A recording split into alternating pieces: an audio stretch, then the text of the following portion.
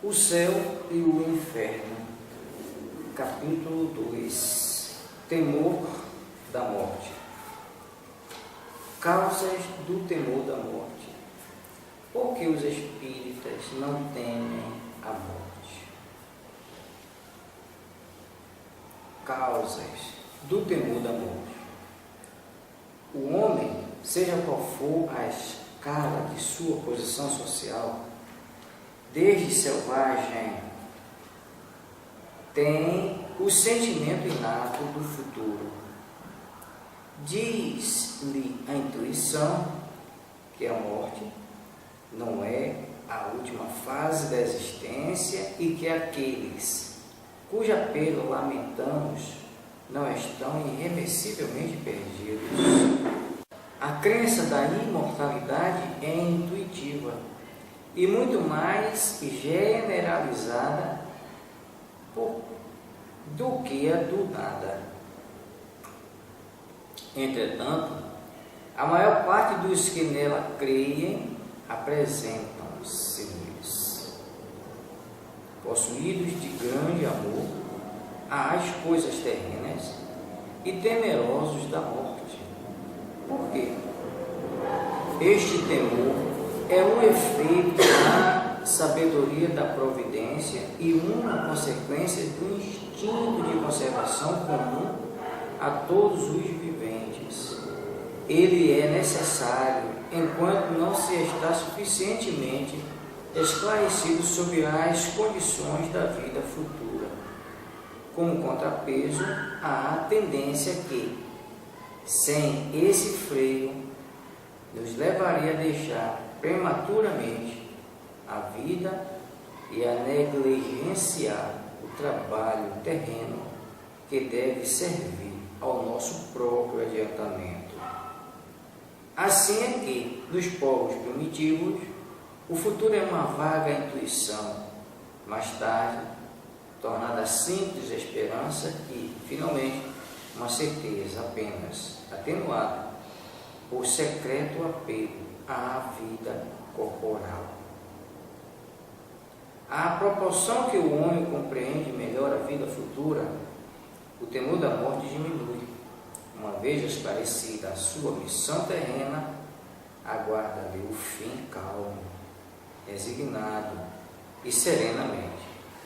A certeza da vida futura dá-lhe outro curso às ideias, outro fito ao trabalho. Antes dela, nada que se não prende ao presente. Depois dela, tudo pelo futuro, sem desprezo dos presentes. Sem desprezo do presente. Porque sabe que aquele depende da boa ou da má direção deste. A certeza de reencontrar seus amigos depois da morte, de reatar as relações que tiveram na terra, de não perder um fruto do seu trabalho, de engrandecer-se incessantemente em inteligência, perfeição, dá-lhes paciência para esperar e coragem para suportar as fadigas transitórias da vida terrestre.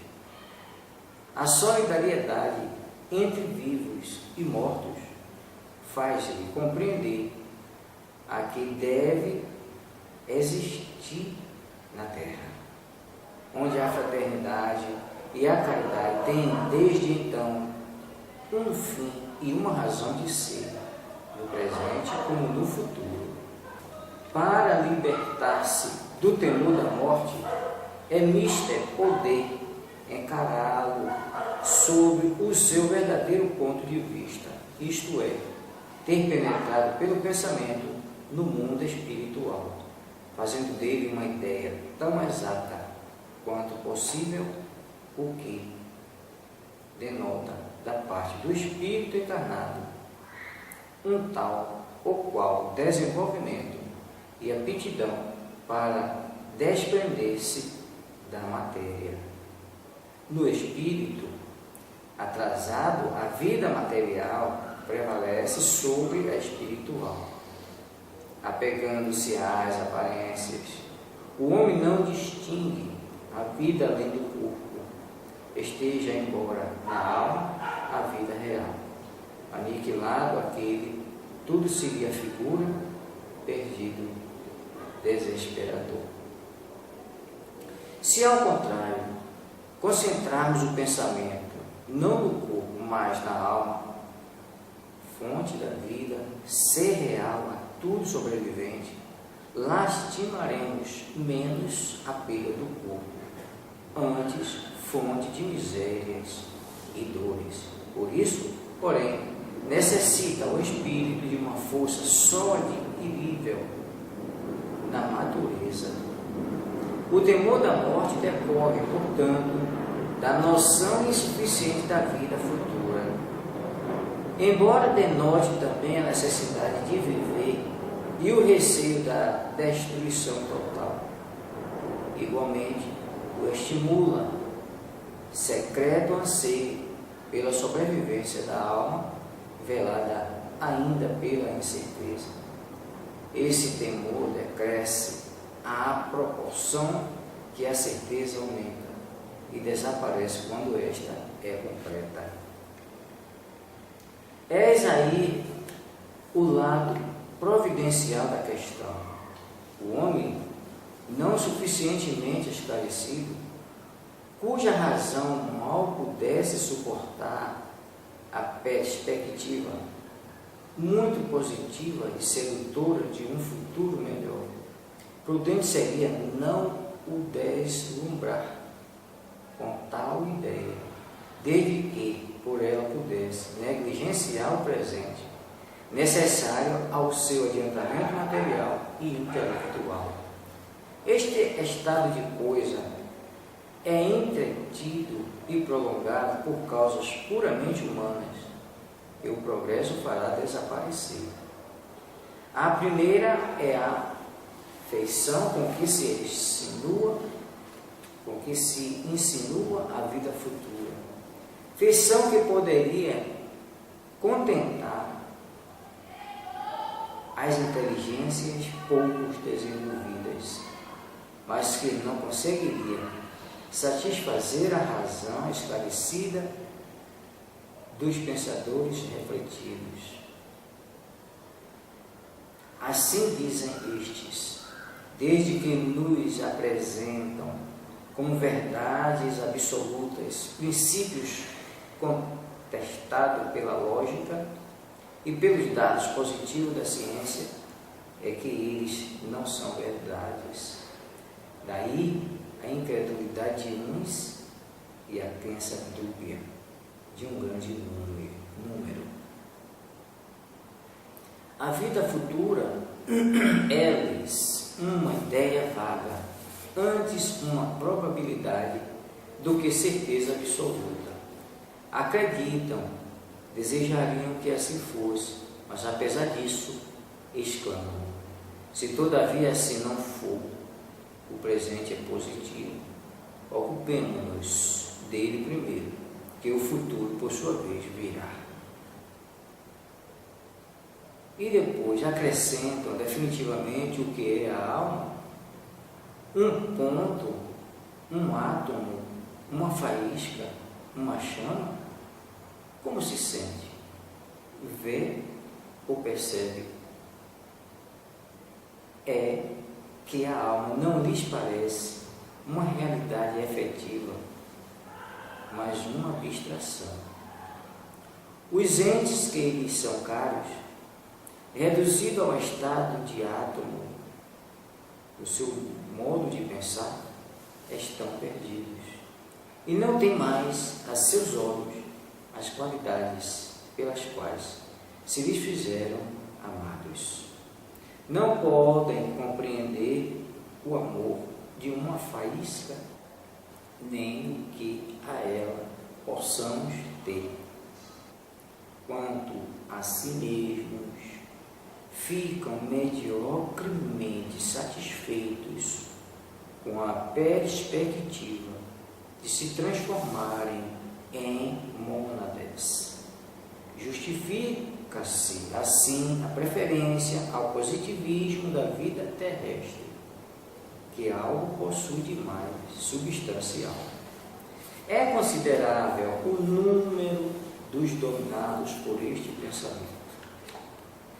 Outra causa de apego às coisas terrenas, mesmo nos que mais firmemente creem na vida futura, é a impressão do ensino que relativamente a ela se lhes há dado desde a infância. Convenhamos que o quadro pela religião esboçado sobre o assunto é nada sedutor e ainda menos consolatório. De um lado, contorções de condenados a expiarem em torturas e chamas eternas os erros de uma vida efêmera e passageira. Os séculos sucedem-se aos séculos e não há para tais desgraçados sequer o lenitivo de uma esperança. E o que mais atroz é, não lhes aproveita o arrependimento. De outro lado, as almas convalidas e aflitas do purgatório aguardam a sua libertação por meio da boa vontade dos vivos, que orarão ou farão orar por elas, sem nada fazerem de esforço próprio para progredirem. Estas duas categorias compõem a maioria imensa da população de além-túmulo. Acima delas, paira a limitada classe dos eleitos, gozando por toda a eternidade da beatitude contemplativa. Esta inutilidade eterna, preferível sem dúvida ao nada, não deixa de ser uma fastidiosa monotonia. É por isso que se vê nas figuras que retratam os bem-aventurados, figuras angélicas, em que mais transparece o tédio que a verdadeira felicidade. Este estado não satisfaz nem as aspirações, nem a instintiva ideia de progresso, única que se afigura compatível com a felicidade absoluta. Custa crer que, só por haver recebido o batismo, o selvagem, ignorante, de senso moral obtuso, esteja no mesmo nível do homem que atingiu, após longos anos de trabalho, o mais alto grau de ciência e moralidade práticas. Menos concebível ainda é que a criança falecida em tenra idade, antes de ter consciência de seus atos, goze dos mesmos privilégios somente por força de uma cerimônia na qual a sua vontade não teve parte alguma. Estes raciocínios não deixam de preocupar os mais fervorosos crentes, por pouco que meditem. Não dependendo a felicidade futura do trabalho progressivo na terra, a facilidade com que se acredita adquirir essa felicidade, por meio de algumas práticas exteriores, e a possibilidade até de a comprar a dinheiro, sem regeneração de caráter e costumes, dão aos gozos do mundo o melhor valor. Mais de um crente considera em seu foro íntimo que, assegurado o seu futuro pelo preenchimento de certas formas ou por dádivas póstumas, que de nada o privam seria supérfluo impor-se sacrifícios ou quaisquer incômodos por outra, uma vez que se consegue a salvação trabalhando cada qual por si. Seguramente, nem todos pensam assim, havendo mesmo muitas e honrosas exceções, mas não se poderia contestar que assim pensa o maior número, sobretudo das massas pouco esclarecidas, e que a ideia que fazem das condições de felicidade no outro mundo não entretenha o apelo aos bens deste, acoroçoando o egoísmo. Acrescentemos ainda a circunstância de tudo nas usanças concorrer para lamentar a perda da vida terrestre e temer a passagem da terra ao céu. A morte é rodeada de cerimônias lúgubres, mas próprias a infundirem terror do que a provocarem a esperança. Se descrevem a morte, é sempre com aspecto repelente e nunca com sono de transição. Todos os seus emblemas lembram a destruição do corpo, mostrando hediondo e descarnado. Nenhum simboliza a alma desembaraçando-se, radiosa dos grilhões terrestres. A partida para esse mundo mais feliz só se faz acompanhar do lamento dos sobreviventes, como se imensa desgraça atingira os que partem. Dizem-lhes eternos adeusos, como se jamais devessem revê-los. Lastima-se por eles apertos gozos mundanos, como se não fossem encontrar maiores gozos no além-túmulo. Que desgraça, dizem, morrer tão jovem, rico e feliz, tendo a perspectiva de um futuro brilhante. A ideia de um futuro melhor apenas toca de leve o pensamento, porque não tem neles raízes. Tudo concorre assim para inspirar o terror da morte, em vez de infundir esperança. Sem dúvida que muito tempo será preciso para o homem se desfazer desses preconceitos, o que não quer dizer que isto não suceda à medida que a sua fé se for firmando a ponto de conceber uma ideia mais sensata da vida espiritual. Ademais, a crença vulgar coloca as almas em regiões apenas acessíveis ao pensamento, onde se tornam, de alguma sorte, estranhas aos vivos.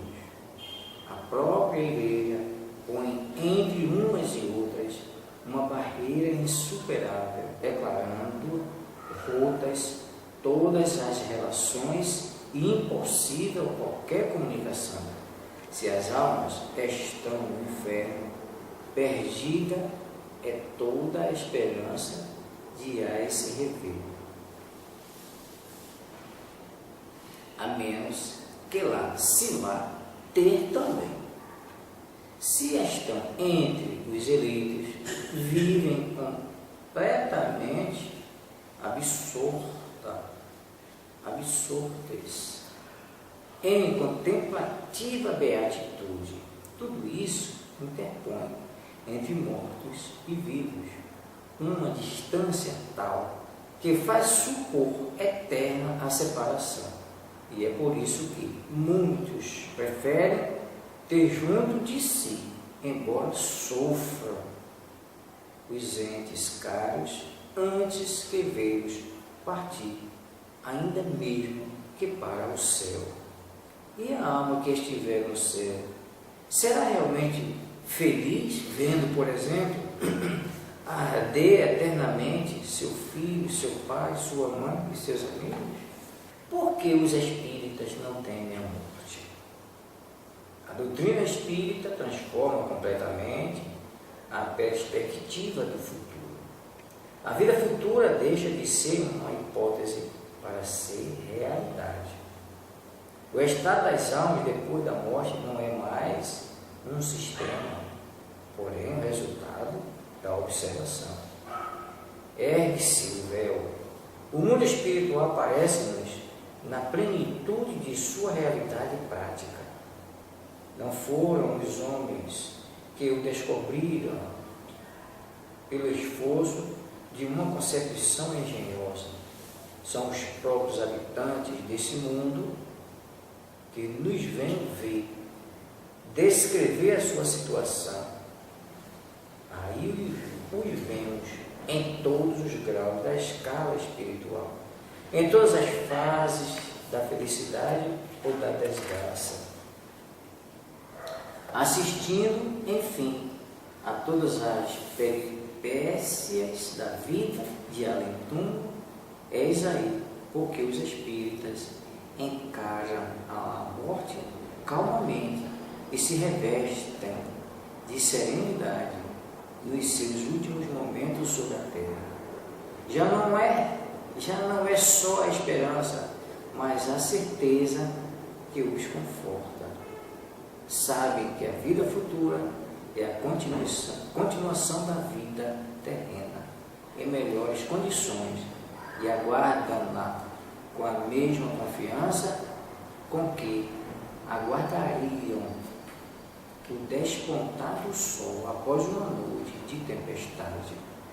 Os motivos dessa confiança decorrem também dos fatos testemunhados e da concordância desses fatos com a lógica, com a justiça e bondade de Deus, correspondendo às íntimas aspirações da humanidade. Para os espíritas, a alma não é uma abstração, ela tem um corpo etéreo que a define ao pensamento e que muito é para fixar as ideias sobre a sua individualidade, aptidões e percepções. A lembrança dos que nos são caros repousa sobre alguma coisa de real. Não se nos apresentam mais como chamas fugitivas que nada falam ao pensamento, porém sob uma forma concreta que antes nos mostra como seres viventes. Além disso, em vez de perdidos nas profundezas do espaço, estão ao redor de nós. O mundo corporal e o mundo espiritual identificam-se em perpétuas relações, assistindo-se mutuamente. Não mais permissível, sendo a dúvida sobre o futuro, desaparece o temor da morte. Encara-se a sua aproximação a sangue frio, como quem aguarda a libertação pela porta da vida, e não do nada.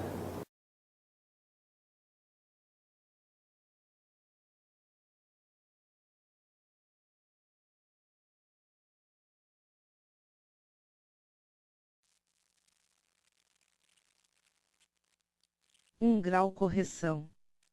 A crença da imortalidade é intuitiva e muito mais generalizada do que a do nada. Entretanto, a maior parte dos que nele creem apresentam-se-nos possuídos de grande amor às coisas terrenas e temerosos da morte. Por quê? 2 graus correção.